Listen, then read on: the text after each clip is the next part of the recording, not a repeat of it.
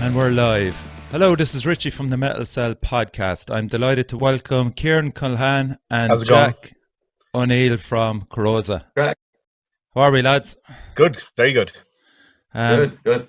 Nice of you to join us, Ciaran. How are things? Oh, great. Thanks for having me. We've talked about me coming on a couple of times, and happy to finally be able to do it. Yeah, we flirted. Yeah. Cross paths many times.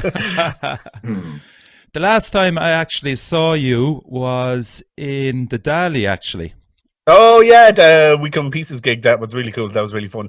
It was a savage venue. I was really impressed with that place. Yeah, that was my first time there. Have you been since? No, I don't think. Was Black Coast with you that? No. Oh, I was there twice then. Yeah, I was at a Black Coast and Baylor one. Oh, cool. Yeah. The Christmas stew, is it? I think so, yeah. That's right, yeah. So We Come Pieces were with God Alone, is it? And 10 past 7. 10 past 7. And By Curious. What do you think of By Curious, actually? They're pretty cool. Yeah, they're decent. Yeah, we played with them a couple of times now, and they're a good band. Very and so watch you from afar balls off them. Yeah, very much so. Yeah. Have you seen them yet, Jack? No, By Curious. I haven't seen them. No, but you're aware of them anyway. You're aware. I had to listen to them on Spotify when. Yeah. Really they're managed by Alex from the Last Vinci. He's their manager. So like, shout out to Alex. Yeah, he does a lot of cool stuff. That was a great gig, man. I really loved your sound. Everything was fucking perfect on the night, and I know you started it. You were the opening act, but Jesus, what an opening act! Yeah, we with that band, we don't mind when or where we play. We'll always bring a bit of a show, a bit of energy, maybe a bit of comedy between the songs.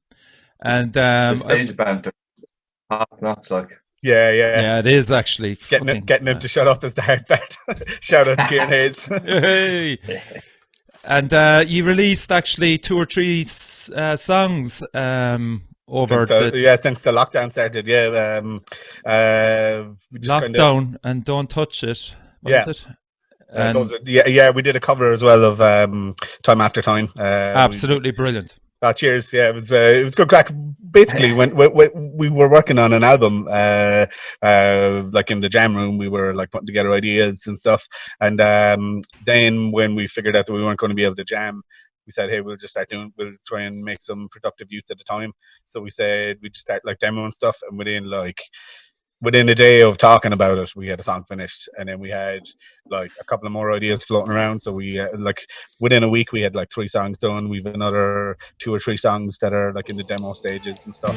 So we just said, hey, embrace it. But like, it's not all perfect. I mean, the singer is doing his vocals on his iPhone, like just going into his van, putting it on the dashboard and singing into it, like But I mean, make do what you got, especially at times like this, and we're just happy with that band, especially to be able to maybe bring a bit of joy to people while all this stuff is going on, give them something to check out, a bit of a laugh, nothing too serious, but at the same time we hope that people enjoy it.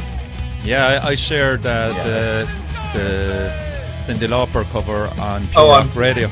Oh, class! Oh, that's awesome. Thanks. Yeah, got a great reaction. I saw you shared it on Facebook and stuff. Cheers for that. Yeah, because I think they'd all enjoy that, man. Especially the video. It was the video. Was that hard to sync the words? No. No.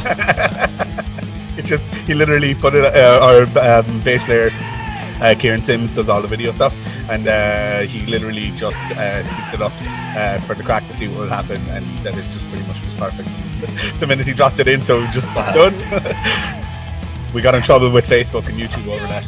Really? Yeah, we had to use Vimeo because it was getting pulled for like copyright strikes and stuff. Oh, okay.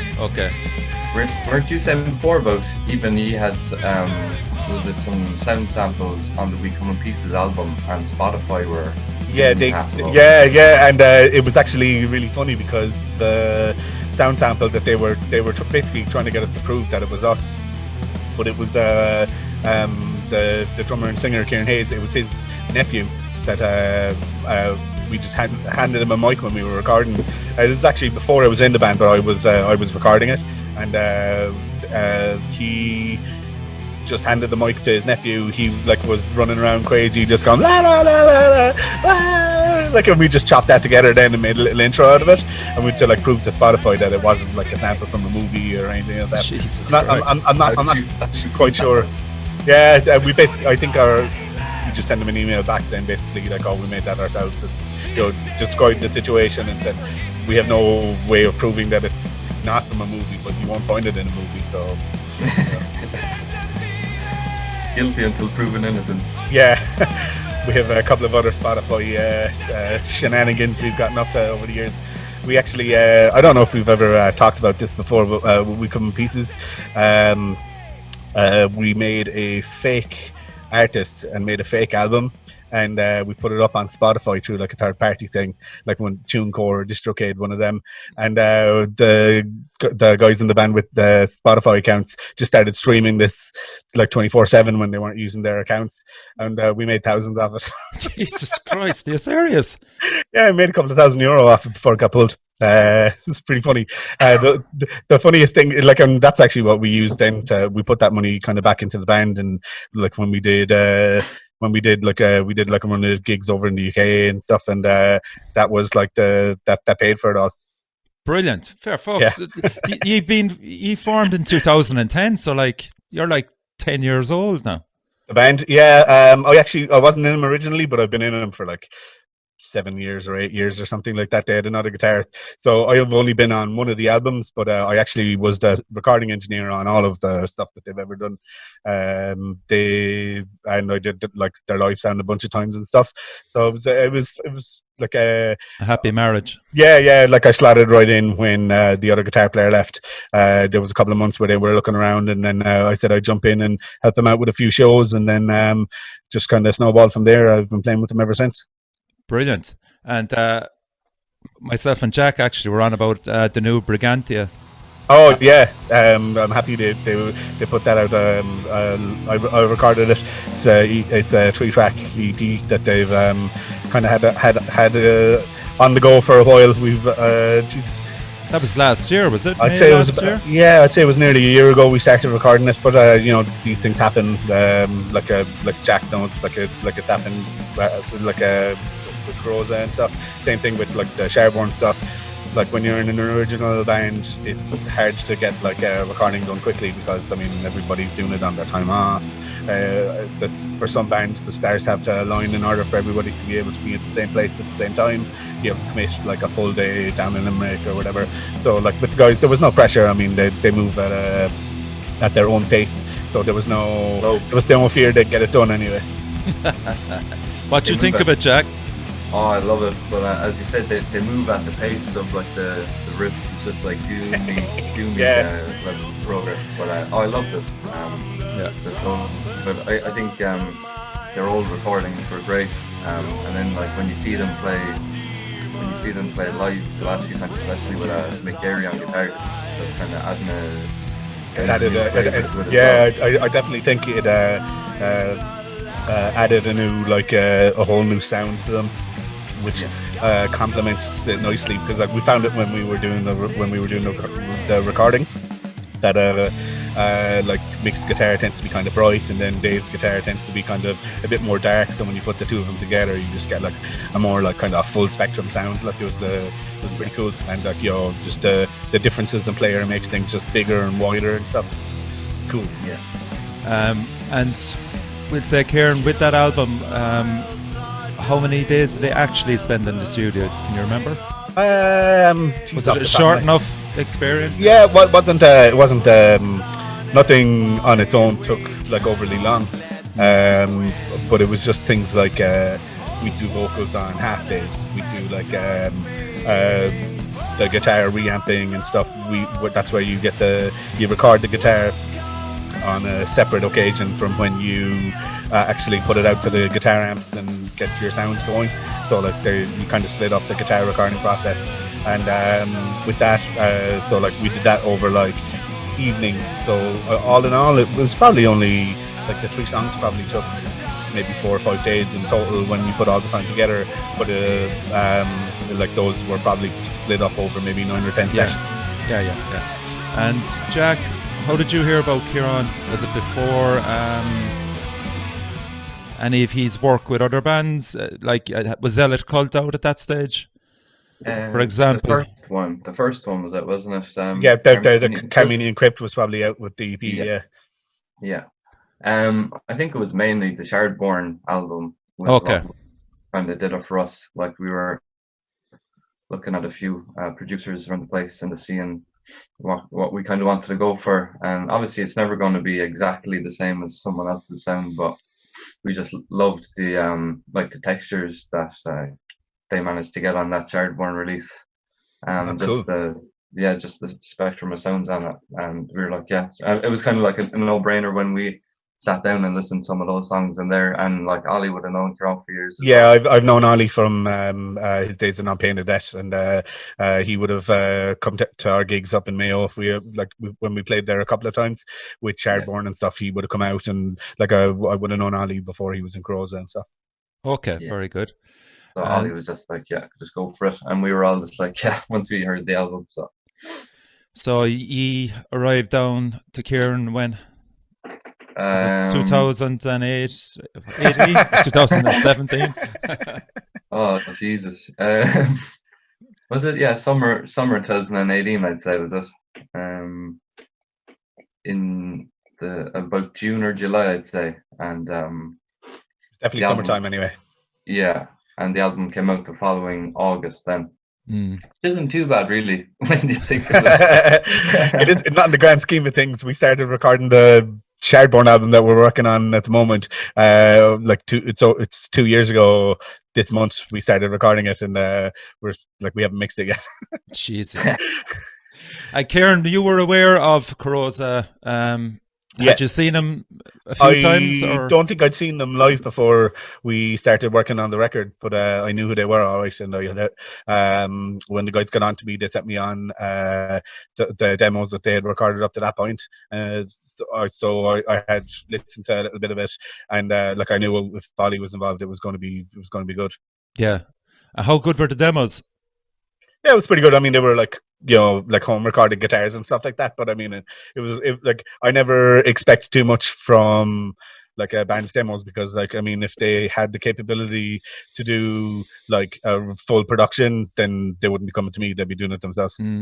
But I'd imagine as well the technology is there to really have a really good quality. It's getting more accessible and easier to use all the time. It's something that I even encourage guys and bands to, when they're working with me, I encourage them to get into it, because all it does is help.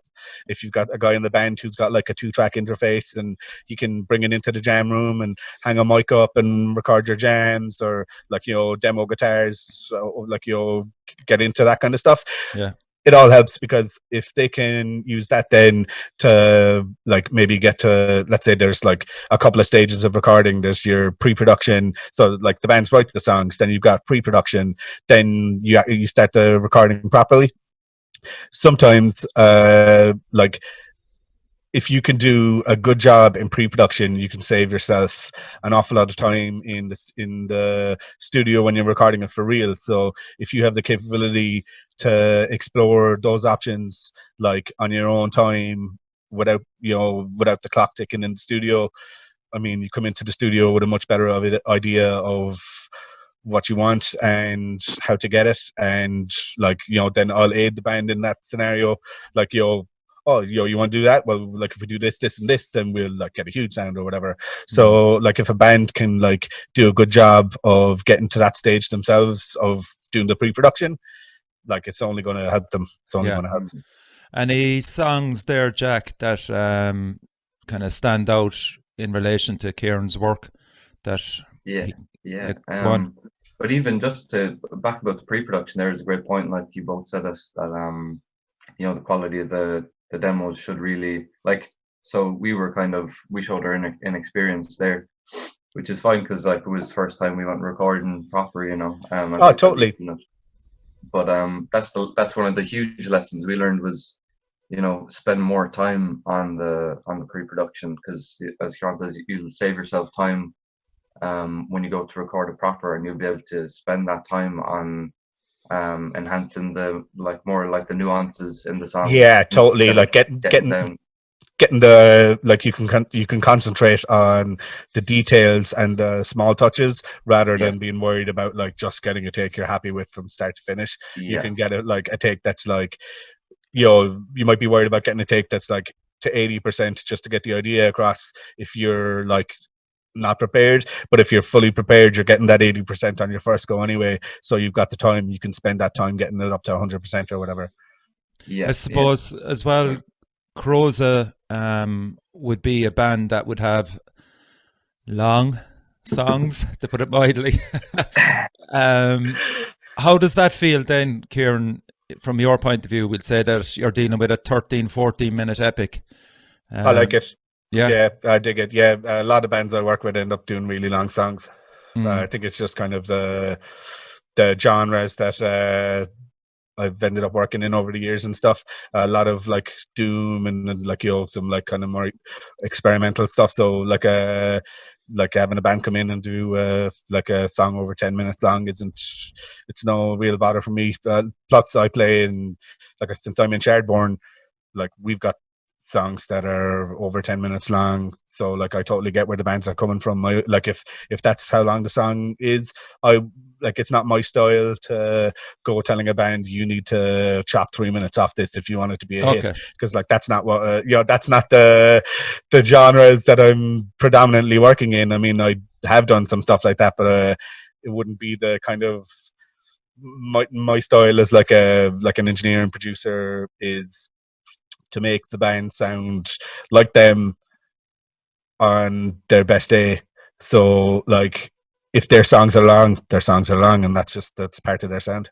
Yeah. What about there, Jack? Was there any songs there that you kind of going in there suffered because of, we'll say? Yeah, definitely. Yeah. Yeah, I'd say the kind of process itself was just kind of, I think, suffered from a lack of preparation, just having to put the drums down to kind of bare metronomes at times instead of using the pre-production. But yeah, like what you were saying, what like songs kind of stood out in the process. Like it was like, as you said as well, Ciaran, your style is interesting in that you don't really make recommendations to the songs. You really leave the band kind of figure it out themselves, or even just stick to what you were going to do. And you kind of, so you kind of trust the band to just do, like, you don't involve yourself in saying, oh, this needs to be changed there, which is interesting. Like because the way I view it is, like, I mean, that's getting more into the producery style role, which like I do, but I don't like to push it on people. So like I prefer to kind of, as you were saying, kind of let the bands kind of figure out. Like, I wouldn't be like, you have to change this chord to this chord because I think it sounds better. Because the way I view it personally is, why is my opinion that chord is better than this chord? Like if someone's playing a chord on the guitar and it sounds out, and I'm like, oh, I think you might be doing something different from the other guitar player, for example, I'll point that kind of stuff out. But I wouldn't be of the opinion that I should tell a band what they should do because I think that it'll make their song better, because there could be 4 or 5 guys in a band who've worked on this song for 2 years. They've tried loads of things. Like, it's not, the way I picture it is, it's not my place to tell them you need to change that because, just because I think so. That's just my opinion. But I do try and steer them in the right way if I think that there's like something obviously wrong, or something that's like, like a really bad clash, or like a drum hit that's out of time or something like that. I would insert myself into that scenario then, but I wouldn't be of the mindset of telling them like, your song is too long, or you need to do this, or whatever. Make it that's pop. just it's kind of my philosophy. It's like, it's something that you hear Steve Albini talk about, like, a bit. I'm like, I like his philosophy probably more than I like his work, if you know Oh, what I mean. really? Yeah. Yeah, like I mean, some of his stuff sounds really good. Like I like what he did with like Russian Circles and some of their stuff, but like I'm not really mad about like Nirvana's album with him and stuff. I just don't think they sound. I prefer a different style of production, but I like his philosophy in like he views his role is capturing the band and doing a good job of capturing them. That's kind of how I view it as well. Like, and like, if it's, I don't think that a band should be told you have to do this, you have to do that. Because I mean, if everybody fits into a mold, then you don't get anything exciting and different, And sometimes there might be something I'm not totally. I don't see the vision that the band has themselves perfectly, but that doesn't mean that the vision that the band has is any less valid than what I think they might be going for or whatever. But just to interrupt you there.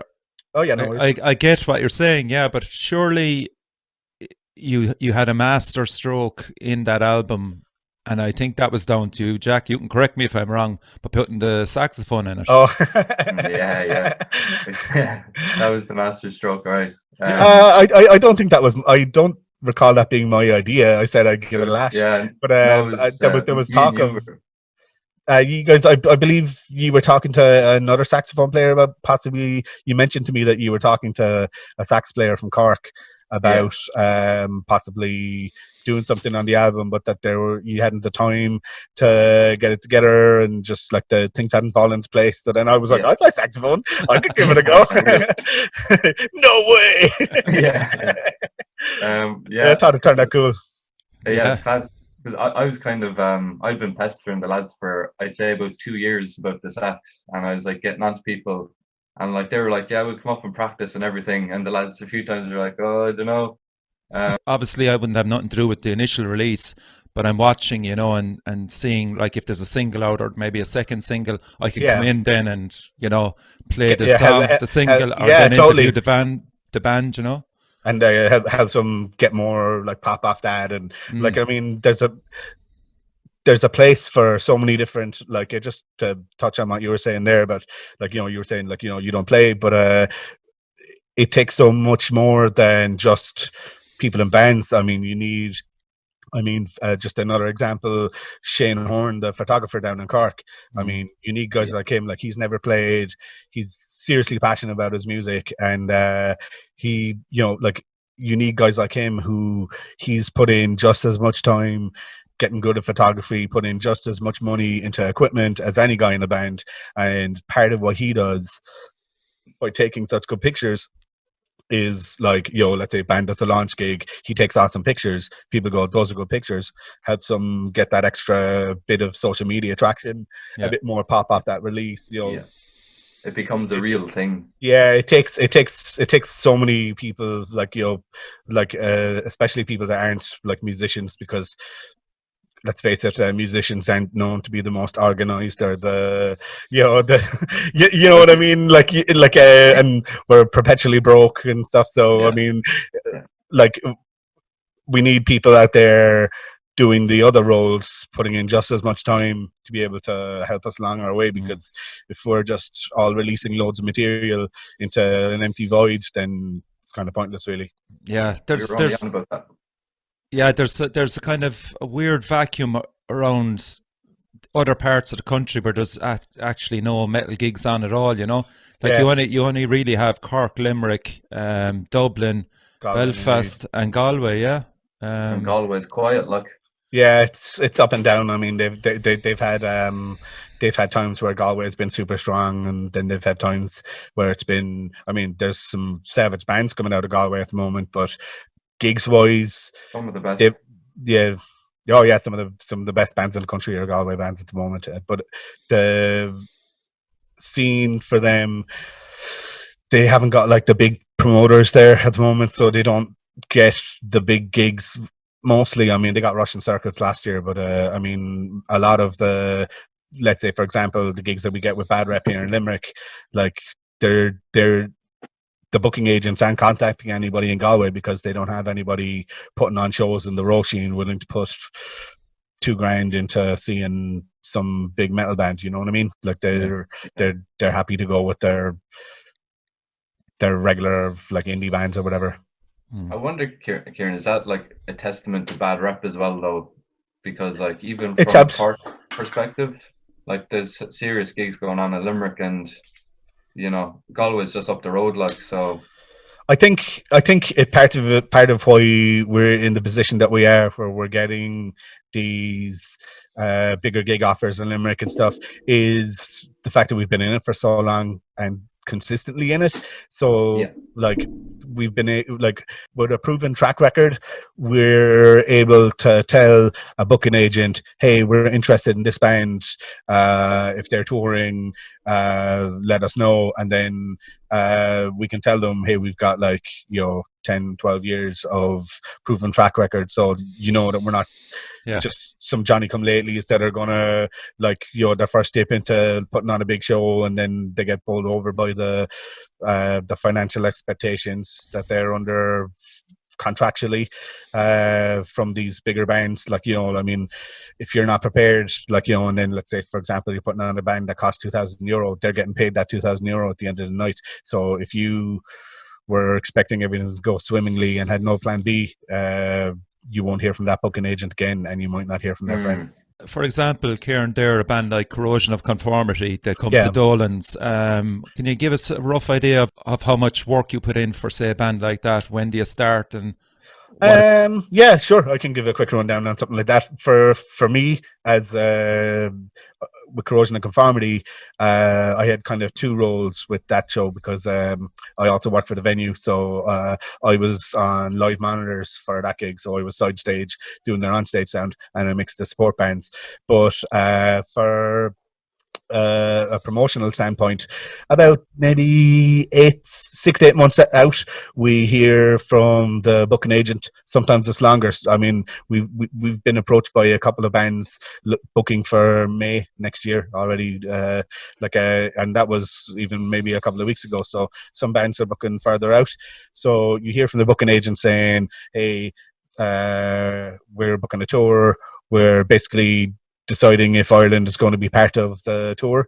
So if we were to look for dates, what dates would you have available, and how much money would you be willing to pay for this band to play? So it's something that shout out to Tall John. He's absolutely amazing at that side of things. He's very good at there's a lot of negotiations and stuff involved. So you go, we'd like a weekend, because you're going to pull, let's say, Corrosion of Conformity. You can probably expect a crowd of maybe half again on Corrosion of Conformity playing on a Saturday as you would on Sunday to Thursday, because people, they need the time off work, everything like that. So you say, here's our dates. We prefer these dates. Sometimes you might say, hey, if we can get a weekend, we can offer this, but with an expectation of a crowd of less than that over a weekday. If it was a weekday, we'd offer this much.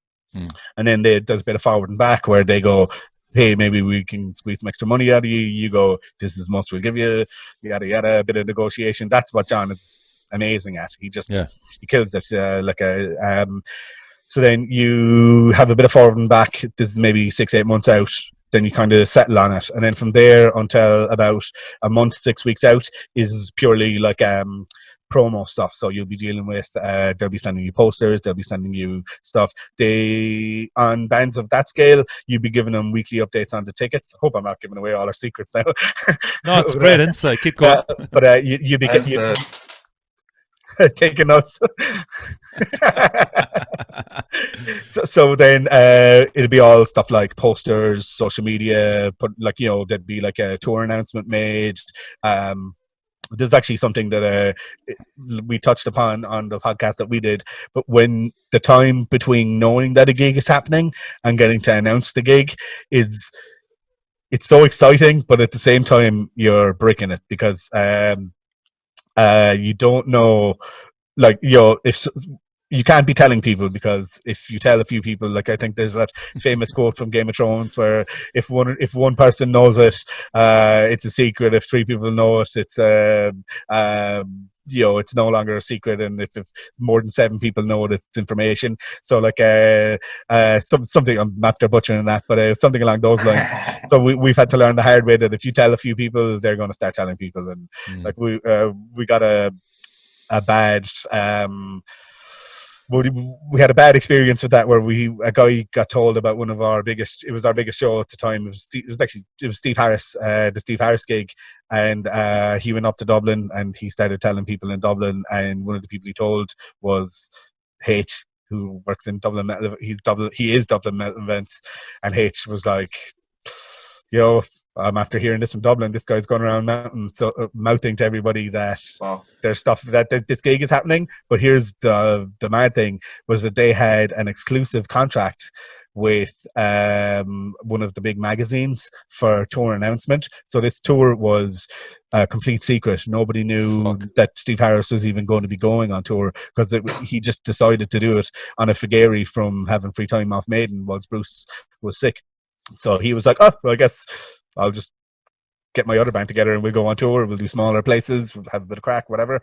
So what we were told was that if the news broke that they were going on tour beforehand, then Limerick was going to be cancelled, because it was our fault that the news would have. So we were like, oh God. So we learned that one the hard way. I hope I won't get in trouble for telling that one, but I'm sure enough time has passed, no one cares. Did they play though? Didn't they? British Line? Oh yeah, they did.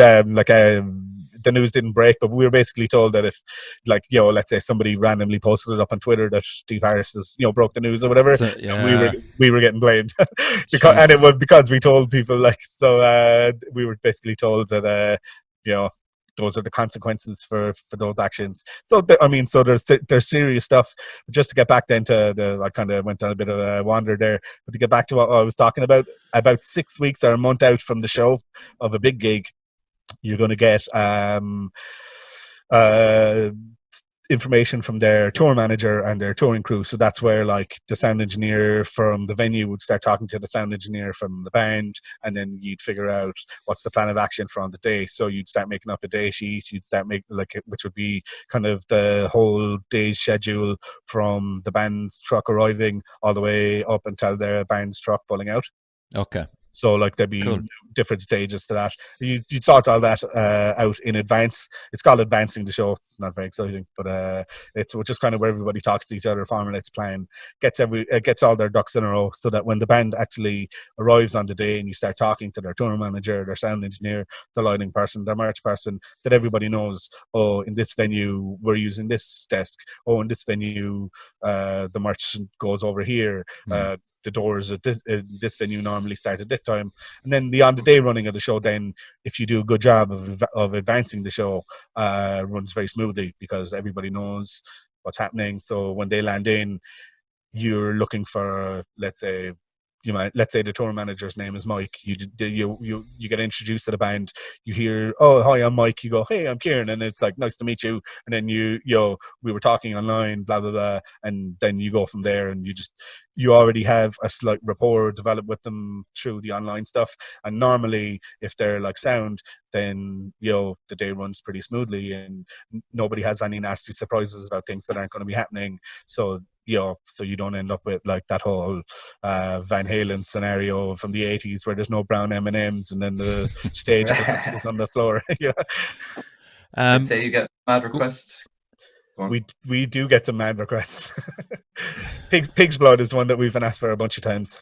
A bunch? Yeah. We can't do it because of health and safety. So we get bands fake blood. Okay, I'm glad you're mature enough about that. It's especially in Dolans, but we've had the problem in other places prior. It's because they're a restaurant, you can't have, and if someone gets raw pig's blood into their drink, then they could get very sick. That's them black metal bands, man. Jesus Christ, yeah. So the reason why I asked that, Ciaran, is that taking all that experience in and dealing with the likes of corrosion and stuff like that, was the transition then for Amon Amarth's arrival, and who's the other band again? Behemoth. Behemoth, yeah.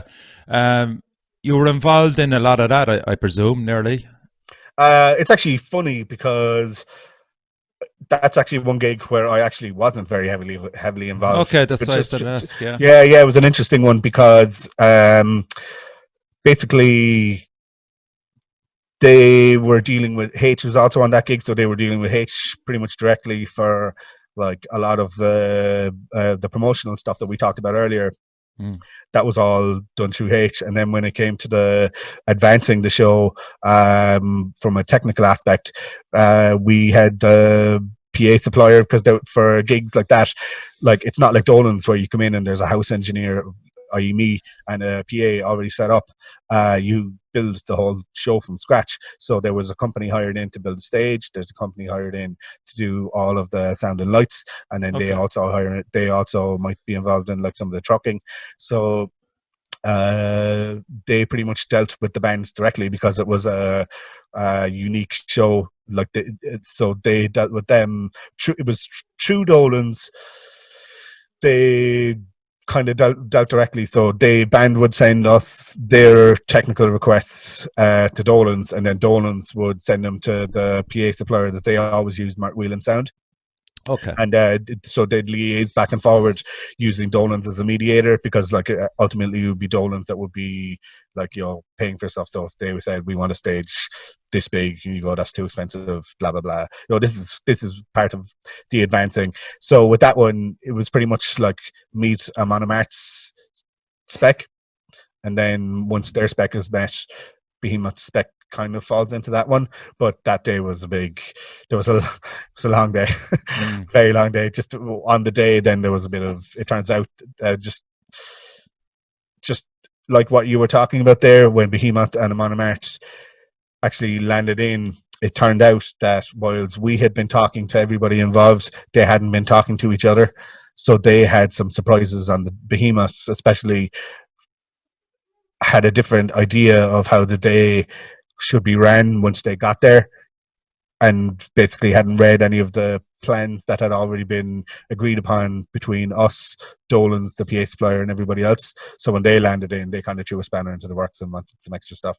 But we made everything work, and the show went on. And yeah, also you had a great performance. Yeah, you were busy stalking them, Jack, weren't you, at that stage?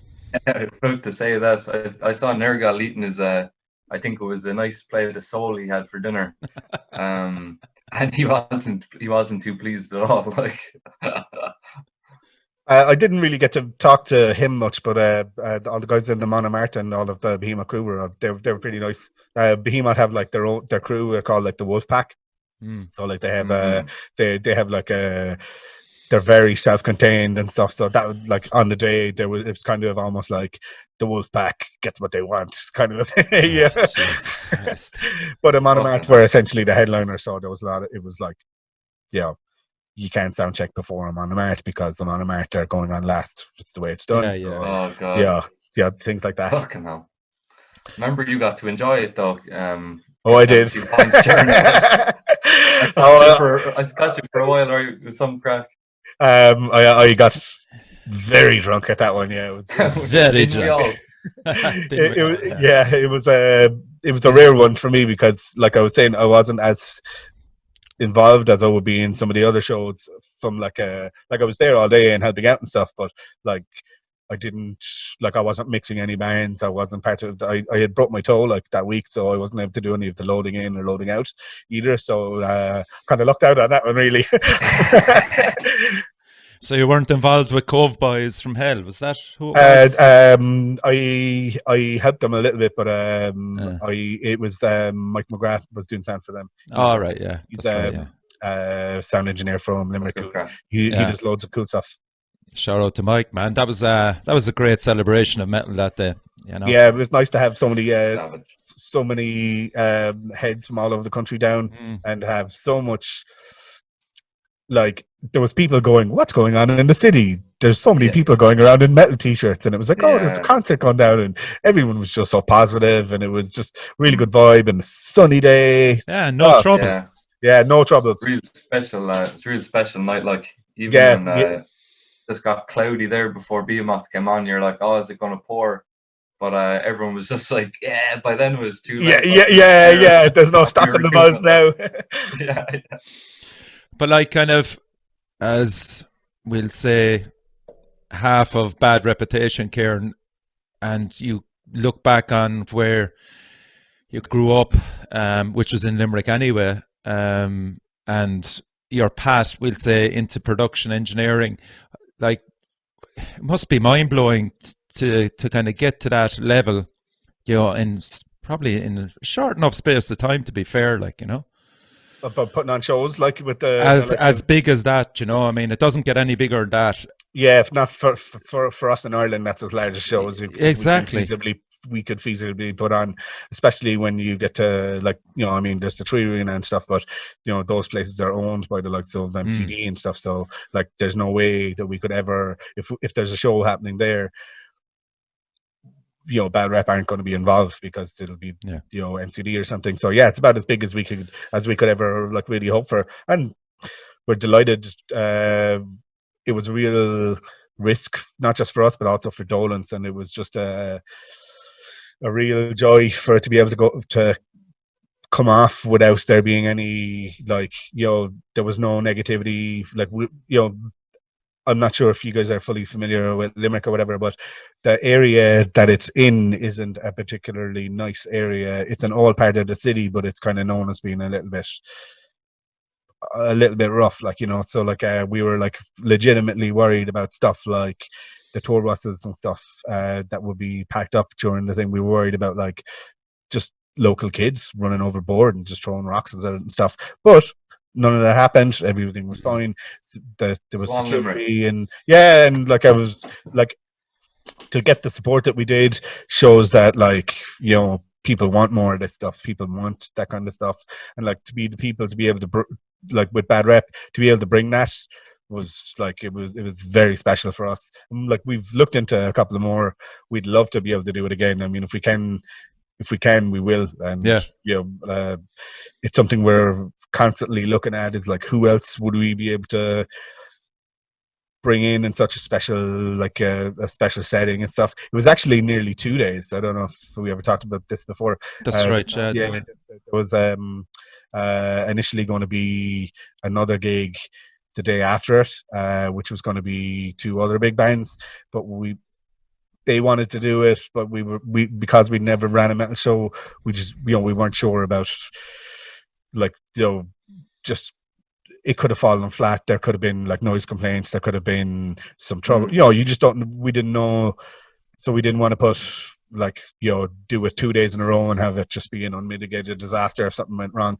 So it would have been cool to have done the second day, but I think we were very right to just have done it once. Make sure that one went really well, and then we can be more ambitious the next time.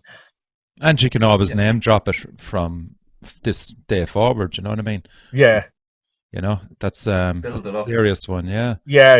And for dealing with, like, the booking agents, like I was talking about earlier, when you're looking for dealing with, like, you want to bring a band or something like that, having that in our back pocket. We were able to put on a Monomartha Behemoth in this, like, massive 2,000 capacity venue. Then booking agent will see that and they go, well, those guys wouldn't take any shit, so these guys must be able to pull off a show. So, like, having that on our resume certainly is going to help us going forward. I mean, I'm glad you brought up resume, because, like, kind of when you went to Limerick Institute of Technology, was it, what did you study there, Ciaran? I did video and sound technology. Okay.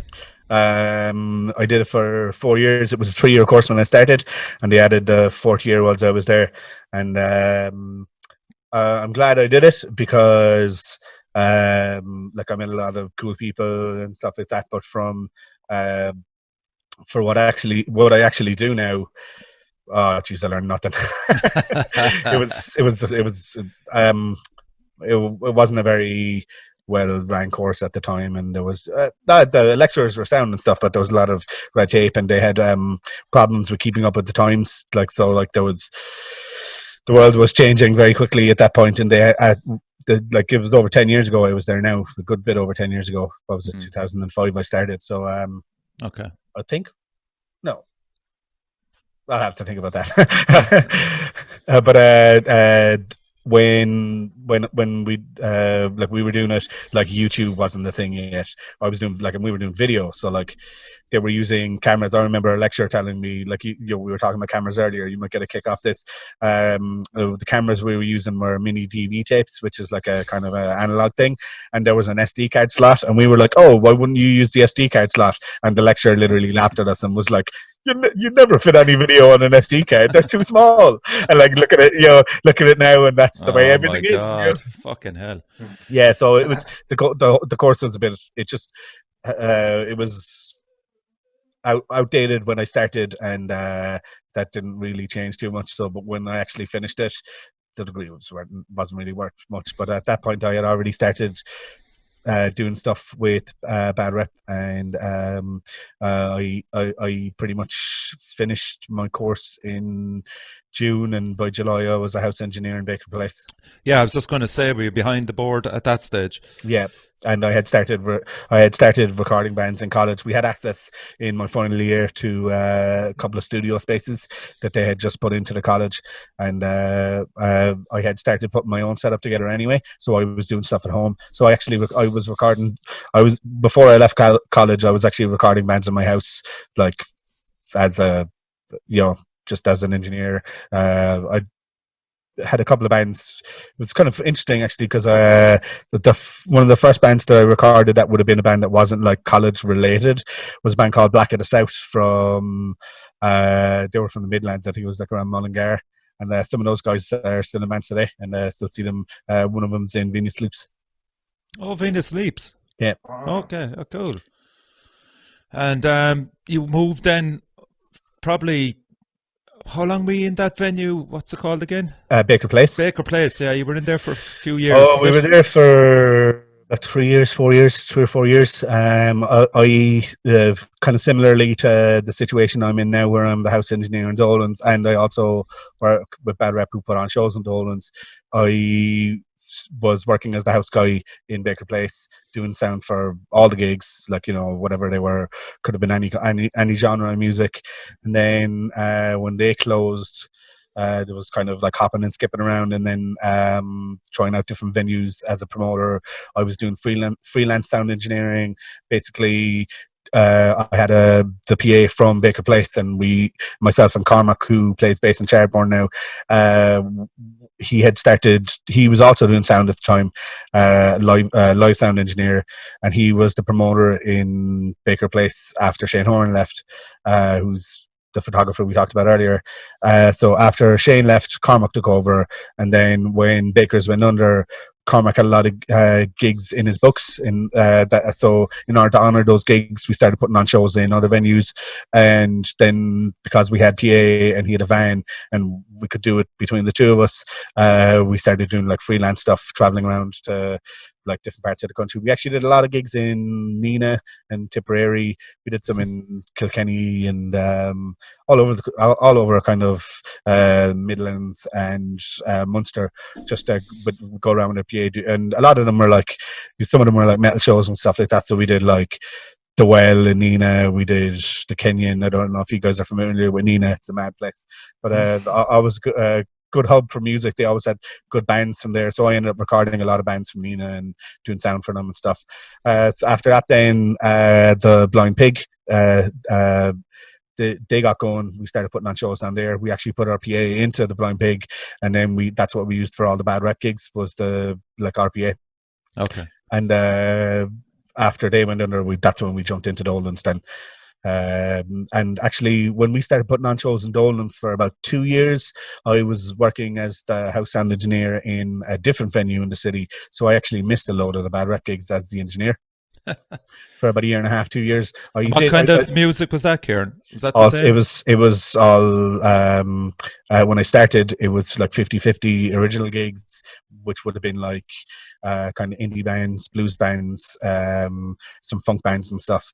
And then they did like covers bands on the weekends. So I was doing sound for just your stock covers bands, and I wasn't mad fond of that now, to be honest. I met some really good people. The musicianship was really good. I enjoyed the musicians, just didn't really, cover. I'm not really. if you see me doing sound for covers bands night in, night after night, I've packed it in basically. Yeah, it's just, it doesn't interest me nearly as much as doing sound for original bands, and seeing what kind of different music like the underground brings, because it's what I like to listen to. It's what my heart is in. So when the opportunity came to move to Dolans, I grasped it, and I've been there ever since. And it's a perfect fit for me, to be honest. I love working there. Is it something that would interest you, Jack, moving into production, engineering side of it? I don't think so. I mean, like I know enough to kind of get by with some home demos and stuff. And I'm always kind of trying to progress that, but like never with the view of actually recording proper. I just want to just be able to enjoy like what I'm making, what I'm doing at home. So just kind of getting better gear as I go along, and just getting used to, getting used to some of the more technical aspects, so you don't have to like waste time figuring things out as much, and you can just get to recording and making stuff sound better quicker. But yeah, no, I'm just kind of, I still need to learn how to play the guitar, like. I hear. It's just, I'm not really great technically, like, so I'm just gonna, especially when you're kind of on a bit of a creative buzz, sometimes I prefer to just keep playing, even just through the practice amp there, instead of I totally understand where you're coming from, like, because if like you're there kind of buzzing off a riff, and then you spend 10 minutes hooking up stuff to record, and then like you might have lost the feel of the riff, or you might have like you're just not like in the zone that you were like 10 minutes ago. And sometimes then by the time you've got all the stuff yoked up, you're like, oh, I'm sick of this now, I'll just not record it. So like if you can get the technical side of things down to a point where you're not really worrying about it, then like, if you could just kind of like turn around, hit a few keys, and then suddenly you're recording guitar, it makes it a lot easier. It's tough to figure that stuff out initially, but once you get it going, it's a nice creative environment to be in. What's the most difficult part, do you find, Ciaran, out of, we'll say, recording a band? That's a good question. When they're idiots. No. I think the toughest part for me, anyway, in a lot of times, is just getting the drums down tight and getting them down. And this isn't, I don't mean this isn't like insulting drummers or anything like that, but I just find that like they have a tall order in that the quality that the drums get set to, it sets the bar for the rest of the recording. So like if there's issues with the drum tracks, like, if they're like wandering in and out of time, and if they're like not very tight, and if it's, the hits kind of all over the place, it's never going to sound, no matter what you do after that, it's never going to be like amazing. So like it's tough to, like, especially when you're working with a band for the first time, it's tough to get those really good takes. And we're like, and also because like drum recording the setup takes 10 times longer than anything else. There's so many more microphones, so like getting just sound checking the drums on their own, having the drummer just play drums along with nothing, just like warming up, could be 20 minutes, half an hour, whilst you're setting levels. You might decide you don't like a microphone, change that microphone out for something else, or a cable's not working, so you go track that down, change it. So like, but then when you're recording like guitar, it could just be a DI box plugged into your guitar going into the computer, and then you've got a sound on the computer just for now, and then you're going to send it out to an amp later. So that just drums just tend to be the thing for me that ends up being tough. And like sometimes drummers, when they're recording, especially if they're not used to being recorded and stuff, like it can be hard on them, because it can be a very humbling experience for musicians when they're recording for, like, if it's something they're not used to, because if they're used to, like, they might not even hear the string squeak when you're jamming with your friends and stuff like that. You might not hear like, oh, my guitar's ringing out a little bit there, but then when you're under the microscope, all of that, suddenly you're being told, oh, you're ringing out a string over your riff there. You have to change how you play it so the riff doesn't sound like that. And then like guys are kind of going, oh crap, I've played it that way since day one, I don't know another way of playing it. So then it can be kind of a stressful time for the musicians, and I find for drummers almost more so than the rest, because they might never have played with a click before. They might never have, if they haven't recorded, they might not know like, oh, you have to like stop here, do a cymbal grab so that your cymbal doesn't ring out over the nice guitar riff, or just little things like that. Yeah. And it can be tough, and it can be kind of demoralizing sometimes for them, because like this is their chance to play it right, and sometimes they don't have the money to spend more time on the drums. So like he's got his whole band going, play it right. But I mean, yeah.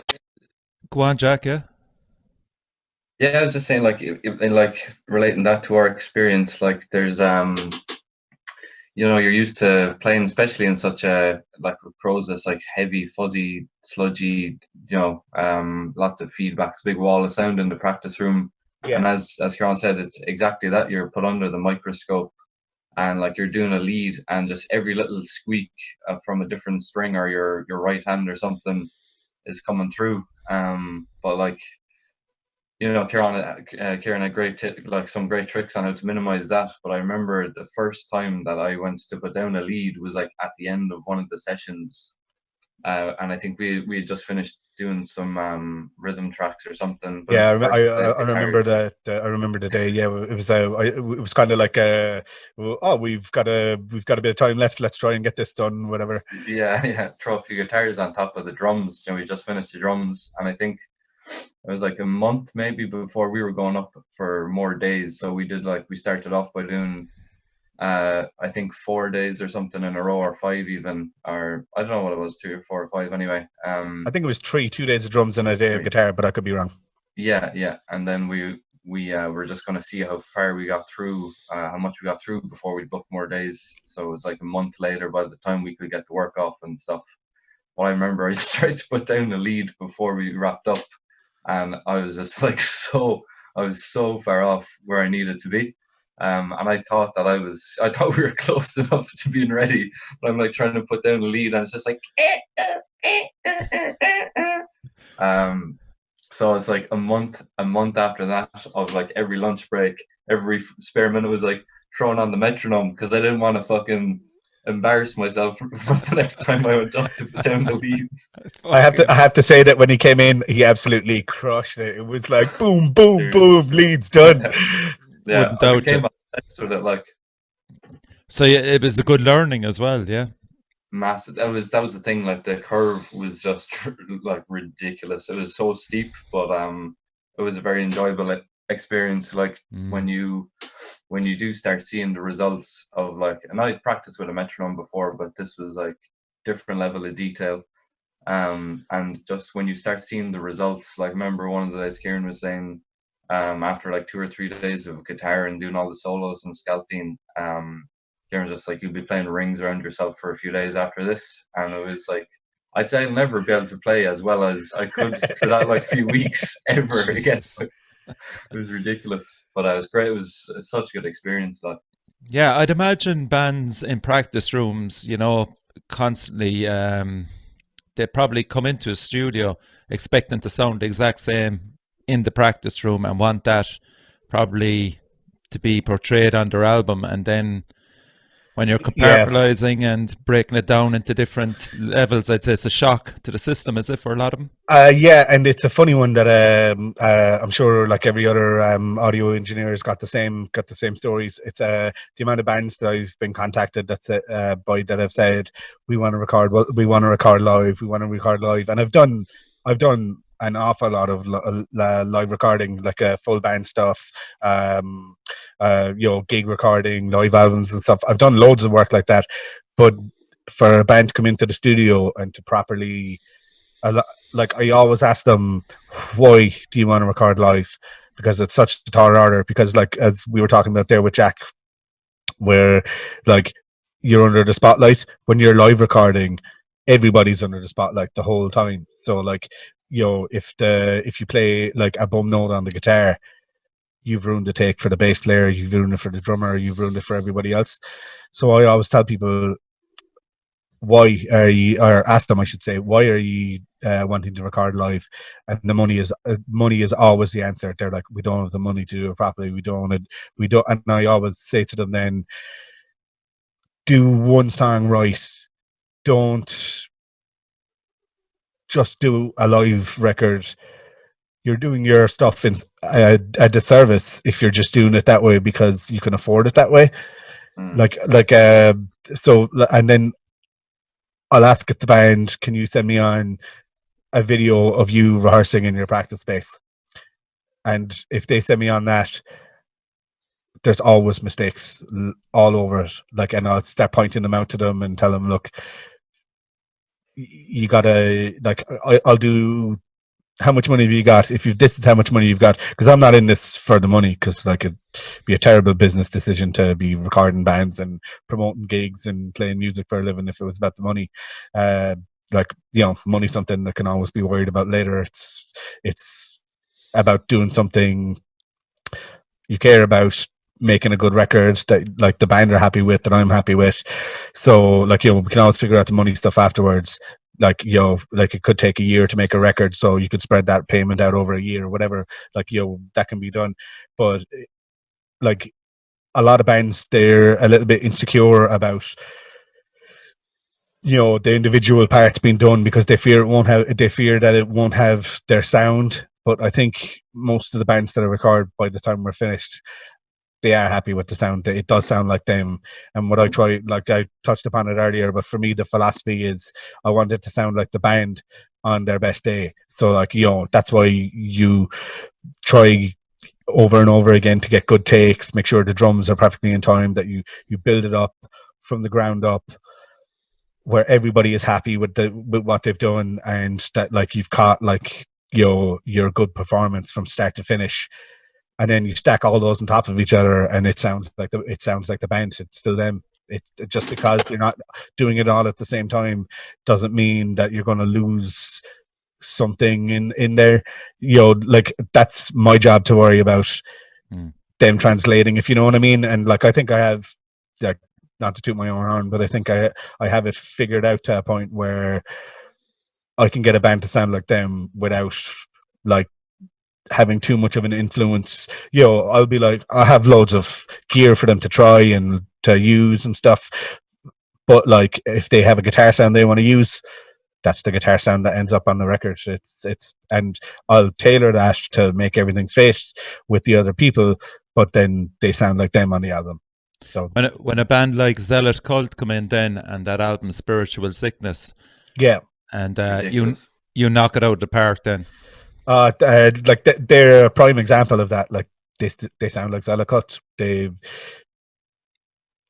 were a band that was initially a little bit apprehensive about not everybody recording all together, because they had done some recordings with previous bands that they were in that they were like not super like happy with and stuff. So they were kind of like looking for the live thing, but like, you know, then we did the EP and they were happy, and we did the album. We used the same process for that as we did for the EP, and they were well happy with it. You know, like I think the world is happy with that one, in that, like, you know, like they got such a big response.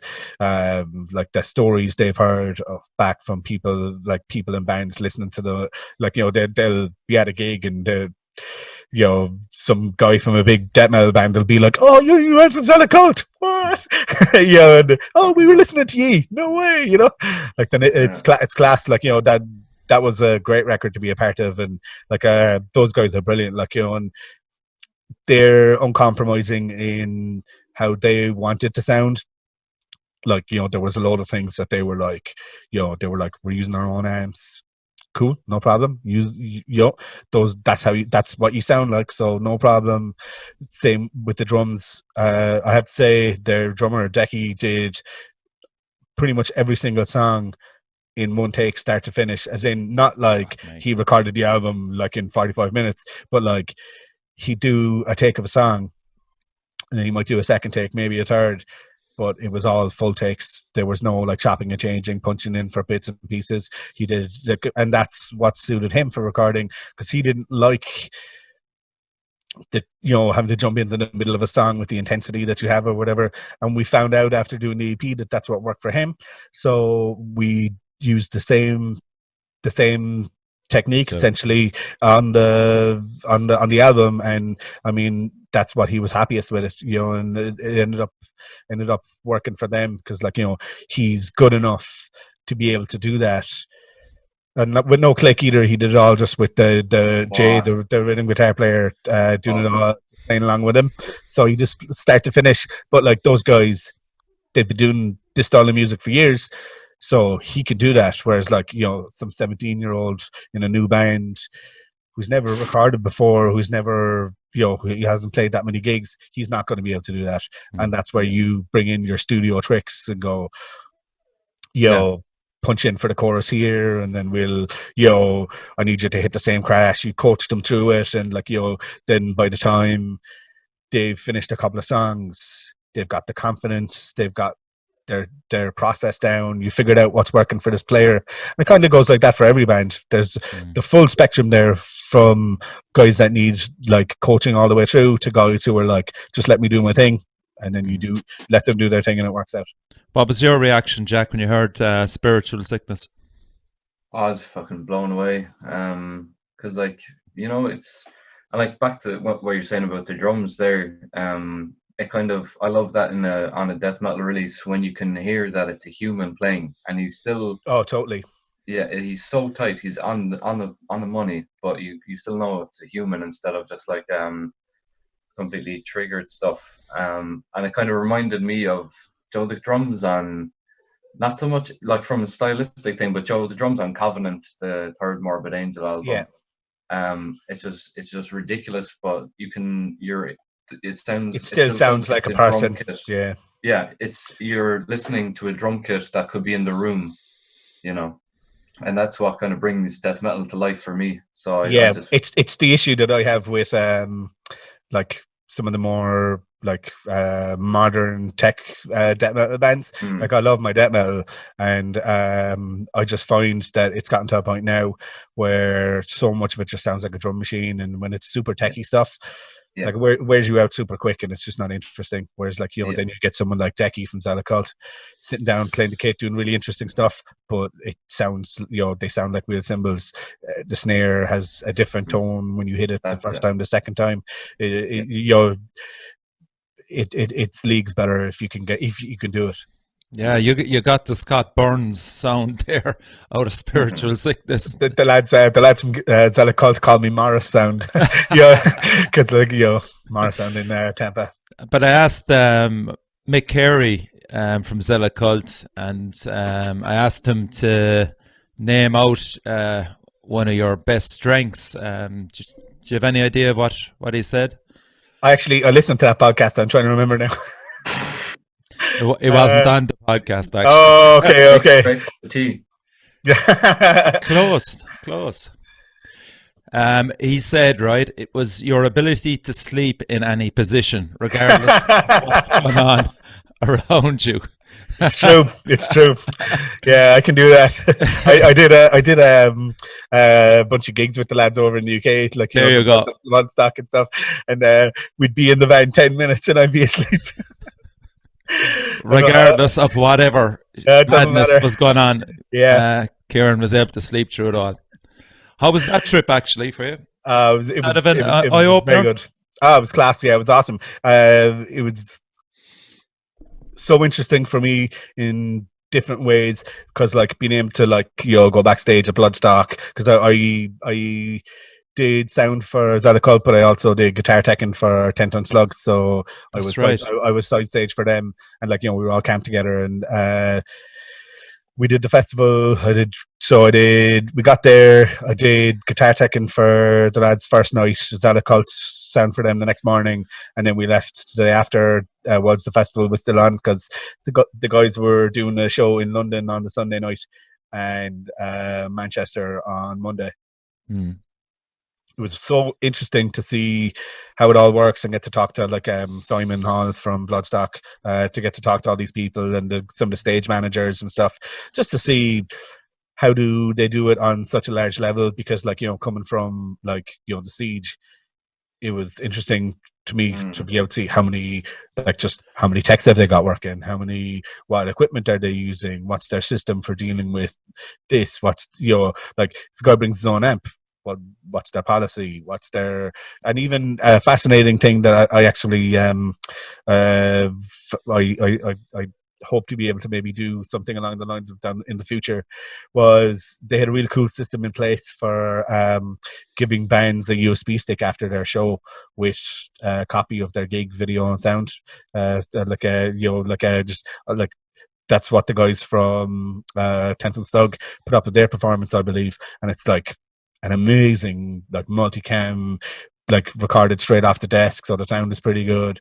I was like, damn, that's awesome. Like if we could do that for bands at like the Siege especially, but even if I could do it for bands at like just regular bad rap gigs, it'd be awesome. So, you know, so I was like, oh, that's really cool, that's something to work towards.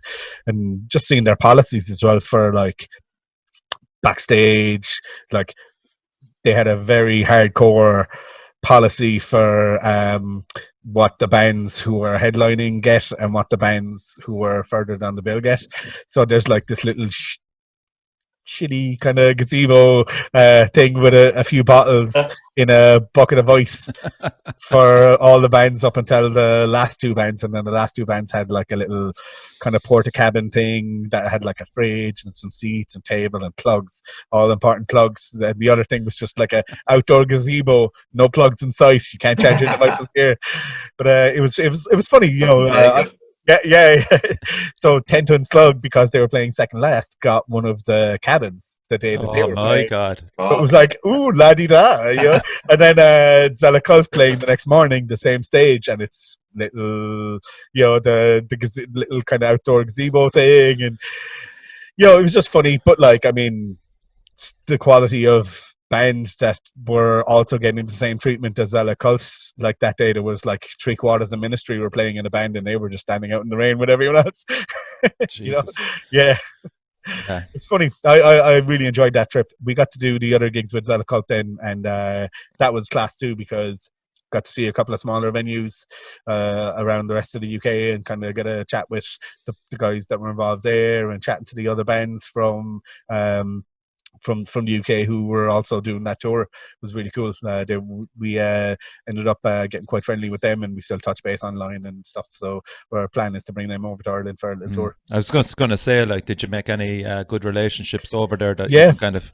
Yeah. Actually, a funny one was literally the first person I met at Bloodstock was we were going up getting our armbands and stuff to the accreditations tent, and the guy with Q behind then was just like, oh, hey, how's it going? Hey, how are you? Blah, blah. And he saw my t-shirt and he goes, oh, Siege of Limerick. And it was like, oh, cool, no way. You've heard of it. I was like, oh, I'm one of the organisers. And he turned out to be one of the organisers for Tech Fest, the UK Tech Metal Festival thing. So, yeah, we were just chatting away then. And like, whilst we were waiting, and like, you know, he actually knew so much about the Siege. Like, I knew a lot about his festival because, like, you know, it's a big festival that we've applied to play it and stuff with Chardborn and stuff. But yeah, it was just funny because it was like, oh, first person I met knows, you know, saw my t-shirt, knows about my thing. You know, that's cool. And the weekend was kind of like that then, you know, it was just like, you know, meeting so many like-minded people, guys from bands, big and small, and like everybody just having a good buzz, and it was cool. What's your perspective, actually, kind of when you go away to those gigs, especially Bloodstock, which we've gone to for 5 years in a row? The Irish bands are always get a fantastic reception over there from the crowd. Yeah, I was shocked at how well done, the bands that I was there with did. Like, I went to see as many of the Irish bands as I could. I missed Black Shuck because I think their time slot got changed or something over all of the there was storms. there was a storm, so the main stage got got shut down. As you know, the main stage got shut down, and then a lot of stuff got moved around because bands weren't able to make it. Yeah, Like, Black Shuck got it moved into Sophie from the Jägermeister, I think. they ended up playing the slot that the band from the USA that Zala Cult went on tour with played. That they were stuck on a ferry coming in from France. They couldn't dock with the ferry, so they weren't able to make the festival. Black Shuck ended up playing their slot, and they never played the festival in the end. But they played the next 2 dates, so we got to talk to them and stuff. But what again? Just going back to your impression of Irish bands over. Oh yeah, I thought it was awesome. Like Tent and Slug played to such an amazing crowd. It was like, there had to be a couple of thousand people there. It was the only big stage open at the time that they were playing. They were going on right before Ron and Christ. Like they got headliner treatment. Like, they got full light show, big awesome sound. It was epic, and like the festival organizer really, really likes them. So he was side stage drinking poutine that the lads gave him, like having a whale of a time. And he was like, tapping the photographer on the back, going like, "Hey, get a picture of this, get a picture of that. Oh look, there's a guy in a slug thing. Make sure you get loads of pictures of that." And all that ended up on like the Bloodstock social media and stuff. Then, so absolutely amazing. And like Zala Cult played first band on the Sophie stage the next morning, and played to several hundred people. Like, it was brilliant. Like, the lads like slay, like they always slay. They had a few technical difficulties. It was actually funny that the issue they ended up having was with the bass amp, that they brought their own full backline for the tour that we were doing, but they opted to go with the path of least resistance, and the bass player used a head supplied by Bloodstock, and that broke. Jesus. So, the whole reason he didn't use his own stuff was to make sure that there was no issue. And then the amp went down and really kind of threw him, but they still sounded fantastic, and they acted like professionals and got on with the show, and it was just brilliant. Like, being involved in the scene for so long, Ciaran, and experiencing Bloodstock and knowing the quality that we have, even now, band wise, like, how do you feel about it? Like, to be honest, I feel like Ireland could be represented more. Even like, there was the time I was there, I think it was 7 or 8 Irish metal bands. There was a lot there, yeah. And we did well that year, but even still, I was like thinking to myself about 10 other bands that could have easily slotted in there with the caliber of act that was there. It's hard to it's tough though, because like, I'm sure Jack will attest to this.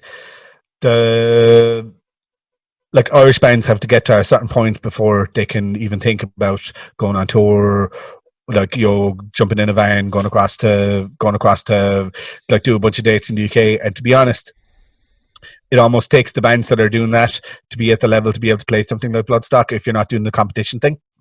So like, there's bands that certainly have the quality over here, but I feel like some of them mightn't have the touring experience to be able to do those festivals kind of on their own merit, if you understand what I mean. Like, they certainly have the quality, and they certainly have like the releases to stand behind, but I just don't think and it's purely a logistical issue, I think, for a lot of Irish bands, because like, I've done it with a couple of my bands. I've been very fortunate in that I've gotten to do that, but like, and not too many of the bands like over here, like you've Tent of Slugs, Zala Cult, maybe The Crawling, handful of Zora, Baylor. Yeah, they've all done it. They've all done it. But there's not a huge amount. Like, it's not like Irish bands are traveling en masse over to the UK or Europe. Like, I wouldn't say it's a super rare occurrence, but you don't see it with the same frequency as the bands from the UK, because they can just hop into the channel and get like, they can go over there for like £100. They can go over to Europe, and then once you're in France, you could be in the Czech Republic 3 days later. Like, so I feel like Ireland would be a lot better represented if we were able to do the touring like those bands are. Because realistically, a band from Ireland ferrying over to either the UK or Europe is dropping 500 quid on return ferries before they've sold a single T-shirt. I guarantee you that even if they're getting paid for every show, are they getting paid enough over those 3-4 days that they might manage to do to be able to cover even the ferry, not to mention the petrol, possible accommodation, and like, so I feel like Irish bands are a little bit hard done by in that regard. Like, it's hard for the promoters to know about all these awesome Irish bands in other countries because they don't see them. You know, they're not seeing them on the smaller gigs, but when they do, obviously they're showing them support. You know, I don't know, maybe that was a bit wandery there, but No. like, that's just kind of my insight into it. Go on, Jack. What do you think there? Yeah, like, I think you hit the nail on the head there. I think it's a logistical thing, and it's a shame, but it's hard to come up with a solution to it. I think, like, even from Coroza's point of view, we should be at the stage now, especially going into, you know, the second album. You know, we'd want to be progressing a bit. Yeah, and you can just see with a lot of bands. I'm sure even you probably experienced some frustration with Chaliceburner. It's just like trying to keep progressing things, and like Chaliceburner have 100% and everything, but it's just trying to get everyone on board with like committing the time and the holidays and just the money. Like, you have to be able to drop a lot of money into it, big time, and that's where a lot of the conversations and like stop for a lot of bands, is because it's like, you know, there it's like, hey guys, we got to pony up 500 quid a month before we go on this tour that we don't know how much money we're going to make on. We got, like, you know, we got to pony up 500 quid for this ferry, otherwise it's going to be 600 euro if we wait till like sooner. And like, we had just as an example, we did a thing with Chaliceburner. We were supposed to do a UK tour last year, and I brought a band over called Spires from Manchester, a band that we actually go back years with. We played with them in the Flying Pig. Just I went to see them in the park, actually. Yeah, you were at that gig. Yeah, they were really good band. Really good. Yeah. And the whole reason that we were playing Cork and doing Limerick and stuff was I organised an Irish tour for them, and it was a tour swap was the whole thing. And unfortunately, they broke up after their Irish tour. And we never got an English tour out of it because they had them. Yeah. No, they were super nice guys, lovely. I think it was just like they had been going for like over 10 years, similar to ourselves. They had done a lot of things that with varying degrees of success, and like, no question about it, phenomenal band, excellent output. Like, you know, their material really is awesome. And like, even like when they played Limerick and Cork, like you were there, Jack, there wasn't a lot of people at the gig in Cork. They still got a bit of cash out of it. They still like got fed, put off, they had a great time. But similarly in Limerick, it was a better crowd, but it was, no matter what, they lost money on it. There's no way that they were ever going to be able to break even. I think they had just been banging up against the wall for long enough, and after that they must have had a frank discussion and decided that, hey, you know, like, now's as good a time as any. And unfortunately for Chaliceburner, that meant that we didn't get to do an English tour that year, and it all, like, you know, we had put thankfully just time and effort into it. We were like, the whole reason we found out that they'd broken up and everything was because I messaged them and was like, we're booking the ferries. Any updates or anything like that, making sure that like everything was still cool. And then I got a long email back basically saying, hey man, decided to pull the tour, yada yada, blah blah blah. Like, they were super nice guys and everything, but that was shit. It sucked, but thankfully we didn't have already booked the ferries, because if we booked them, we would have been out like 500 euro. Yeah. So yeah, it's kind of what would you say, Jack? Like I mean, obviously you would love. I feel like I'm getting very down here. No, but I mean, it's valid. It's valid, but I mean, obviously a band like Coroza need to be over in the UK, need to be up in Scotland, England, you know. Yeah. Big time, mate. Like it's just that's just the way it is. You just need to go out and do it.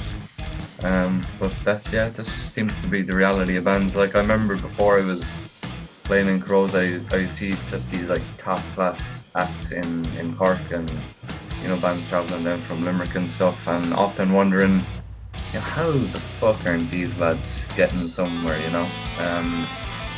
and then when you're, it's a few years down the line and you're inside it, and like some days you just kind of you can step outside and be like, oh yeah, that's how. yeah.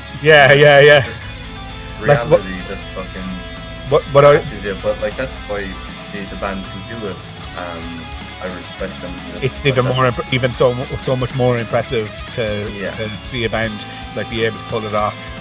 Yeah, I think I watched the Baylor documentary the other night. Did you see I still have to watch it. I'm definitely going to watch it. I'm looking forward to it. Man, it's fucking class. Like I'd be a big fan of Baylor, but like me too. From that side of things as well, because like we'd see them. I remember seeing them around the practice rooms, and I was just like, the lads are going to Russia there tomorrow, like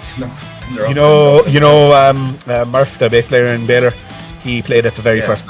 He played in a band called Orpheus, and they played the very first Bad Rep gig ever. Oh yeah. Yeah, I know him since then. He's the fucking beast. Yeah, best bass tone in Ireland. Oh yeah. Played it a few times, man. Savage. Yeah.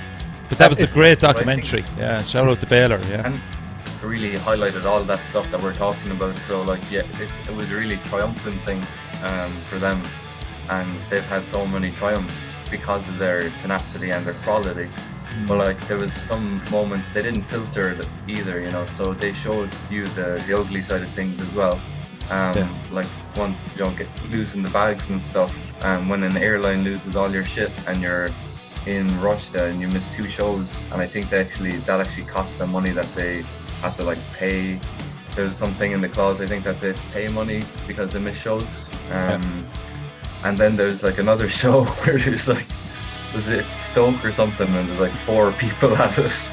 And like, imagine the boys driving across the UK in a rented car, after all that, and playing to 4 people, but they just fucking, from day one, they just delivered that with that intensity. And like, from the first gig in Fred's that they showed on it to any time I've ever seen them, which is a good few times, and then on the documentary you'll see those struggles, and of course that's all outweighed then by the gigs that like were absolutely just kicking off in it.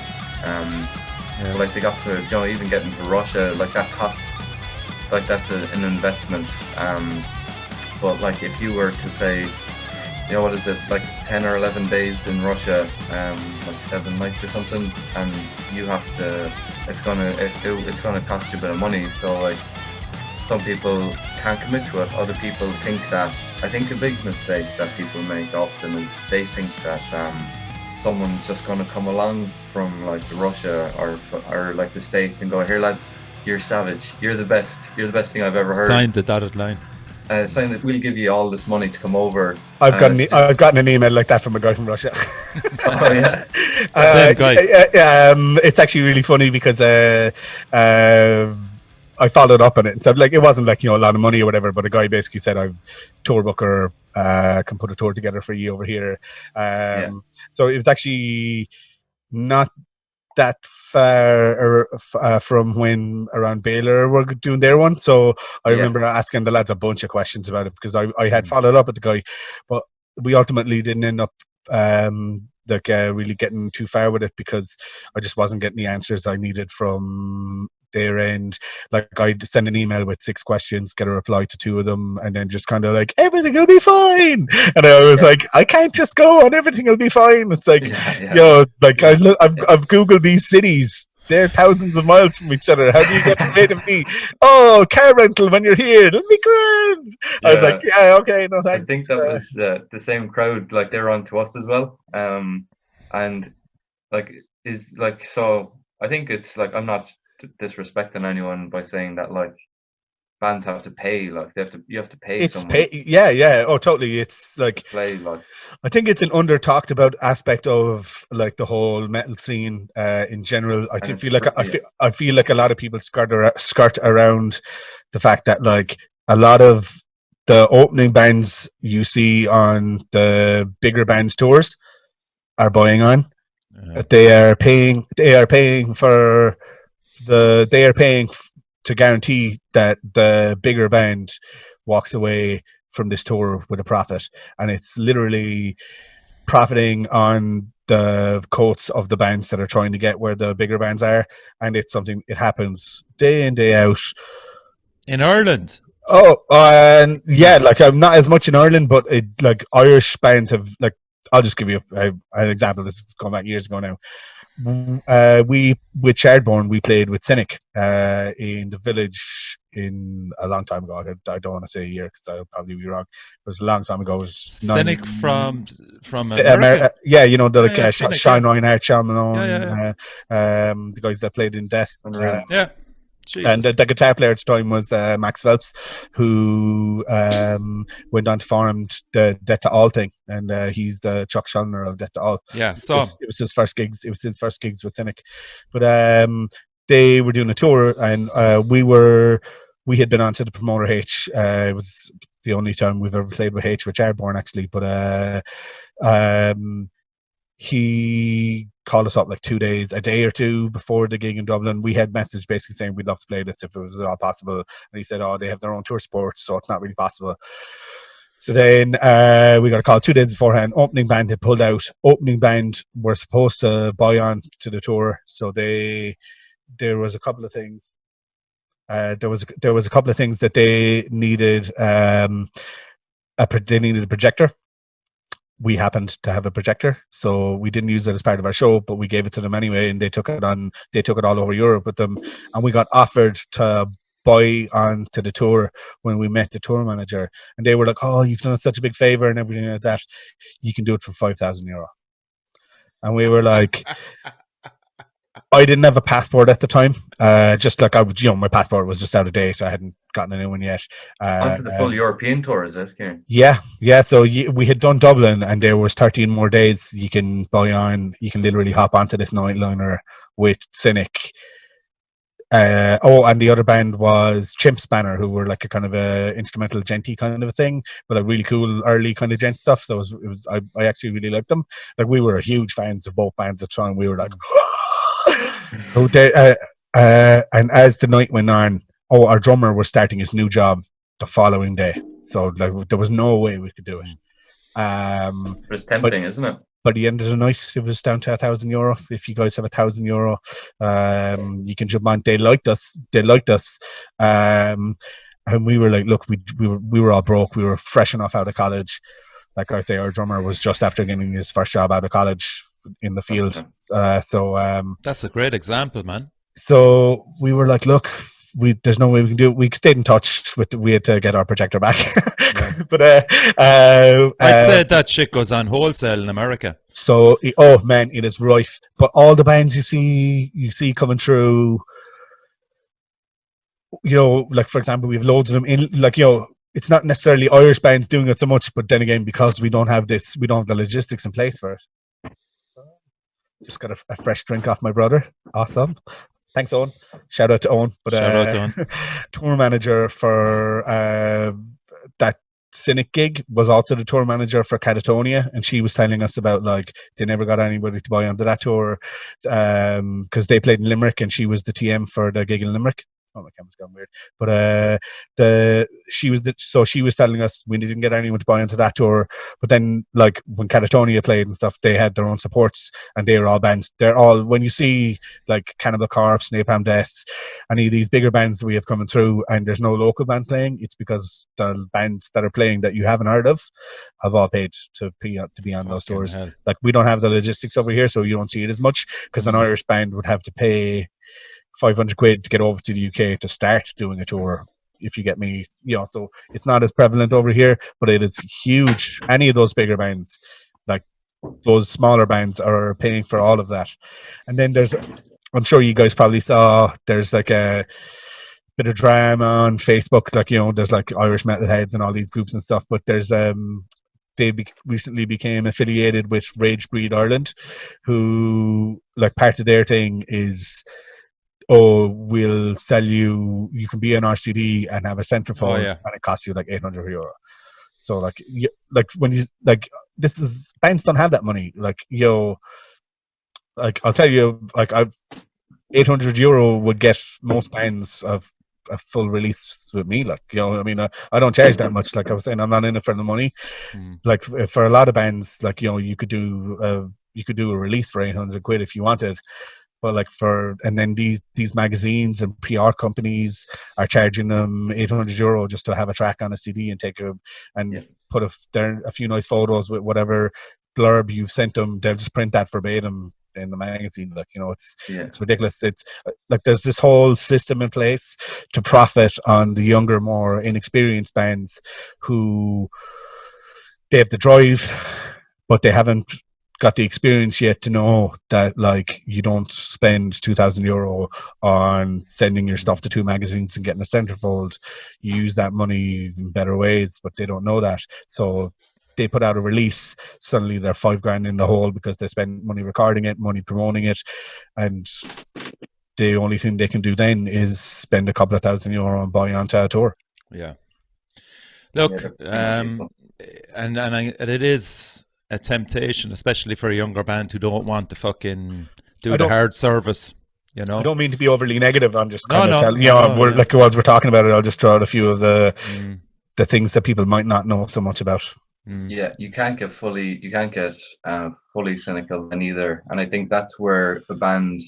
I still love gigs, like, more than anything. Like, I mean, like, during this whole lockdown thing, I will cherish every gig I see from here. I mean, it could be a guy hitting a box in the corner, and I'll sit my ear. Even with, like, I might feel like I'm a bit like cynical or whatever, but like, I mean, I still enjoy gigs more than anything else.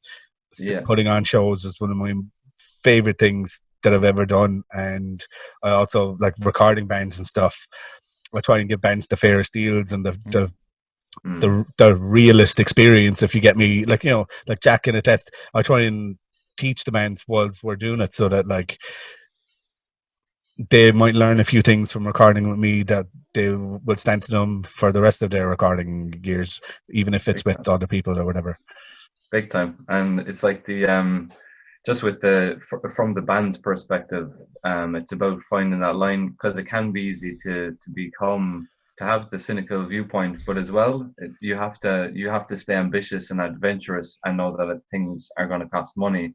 And I think that's where bands like Baylor and 10 Ton Slug, they invest money, and other bands, I think a lot of the Cork bands especially, just kind of go too far down the opposite end. It almost becomes like a political type thing, where they're like, we will never pay anyone to do anything for us, and we'll always. It's like an underground kind of cult thing. Then I understand it completely. Yeah, but you have like to. You're like, I put on my own gigs, I record my own bands. Like, I understand. Like, but even still, we're not afraid to spend a bit of money with any of the bands if you have to, because I mean, realistically, if a guy is going to take awesome pictures of your band, or if having a mastering engineer put the nice touch on your band, and like, I mean, if you want to have a physical, like Richie, I don't know if you've ever looked into how expensive it is for a band to get vinyls done. Have you ever looked into that?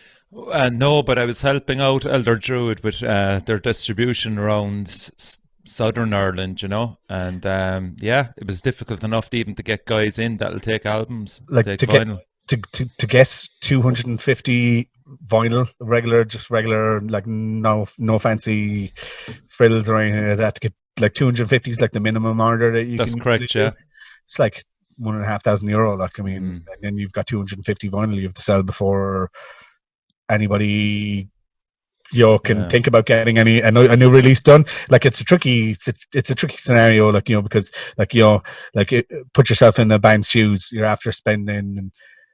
But our bands almost pressurized by maybe 20 or 30 fans asking them, "Oh, you should go down the vinyl. Come to Brazil. It's almost a meme at this point. Yeah. That's good pressure. Like I mean, I think every band wants their stuff to be on vinyl. Like I mean, like ideally, like it'll be. It's just so old school to have it on vinyl. Yeah, like my favorite releases that I've done, most of them have ended up on vinyl. Like so, like like the Chaliceburner one is obviously a really really special one to me. And like when we figured out that we weren't able to do that on one vinyl, there was going to have to be a dual vinyl, like we were like, oh, we'll never get to do it on vinyl. This isn't going to be able to be done. It's just going to cost too much money. And then we were extremely fortunate to, we said, look, we'll shop it out. We'll send it out to a couple of labels. Like top of our list was Out in the Limb, who are a local label. They had, Cork's Rest are on their label. And we had toured with Rest when they did like their album release. And I ended up knowing Ciaran, the guy who was he was one of the two guys running the label at the time. I did radio when I was a teenager. I got involved in community radio, and he was like the tech at the radio station. So we had a little bit of an in there already. So the guys listened to it and they really liked it, and like they helped us put it out, and like. Oh, like we felt like it had to be vinyl, and they felt the same way. So they were like, "Look, it'd be better if it was one vinyl, but to do it justice, it has to be two." So yeah, we're going to put it on two, and similar to the philosophy I discussed earlier, they were like, "We'll figure out money later. Let's forget about that side of things. That's something that can always be worked on." Like. We'll make it happen, and like they did, and like we were thrilled. Like, and we got to do the We Come in Pieces one on vinyl as well. Thanks, Spotify. So, come here. I'm going to wrap this up. I just want you to recommend Ciaran an album. An album. Yeah. Ooh. Put me on the spot now. Something new or something old? Preferably Irish. Preferably Irish. Ooh. I'm actually not sure what it's called, but the last old season release that they had with Frank as the singer. There's a couple of tunes off that. They're must be 15 years old at this stage, but I still throw them on every now and then. The production's not great in it, but the songs are fantastic. Okay, and a book? A book. Ooh. The Way of Kings, Brandon Sanderson. I was reading the series for a while, and I'm about to start again from scratch. So, yeah. Is that a fantasy book, yeah? Yeah. Okay. And finally, an artist or painter that you admire? Not my strong suit. Not my strong suit. Artist. Elvin Dorn. There's plenty of them there, man, in the metal scene. Make it easier for you. Do you know who's been doing really good stuff lately? Shout out to from Coroza, Obsidian Imagery. Yes, his stuff. His Ciaran Culhane. Yeah, all the stuff he's been putting out on Facebook looks nice. Savage. Yeah, yeah. His stuff is great. I'd say he'll definitely get a few nods for work in the next while. I'd imagine bands would be silly not to get onto him. Cool. Talent is pouring out of him. Yeah. In more ways than one. So I'm going to end it. Ciaran and Jack, thanks a million for coming on, man. Thanks for having me. It was great chatting to you. I feel like I only touched the surface. I have a list of notes here stuff to talk about now. Part one. Yeah, I'd be lucky if I crossed one off the list. So you've been listening to the Metal Cell podcast. My name's Richie. You are listening to Ciaran. Check out all Ciaran's stuff. Fantastic producer, engineer, musician, Shardborn. We forgot to mention Crack Sabbath as well. Oh, Crack Sabbath. And We Come in Pieces as well. Jack, as usual, thanks a million, man. Coroza, Gallup, and the Metal Cell forums. And take care, all of you. Thanks for listening.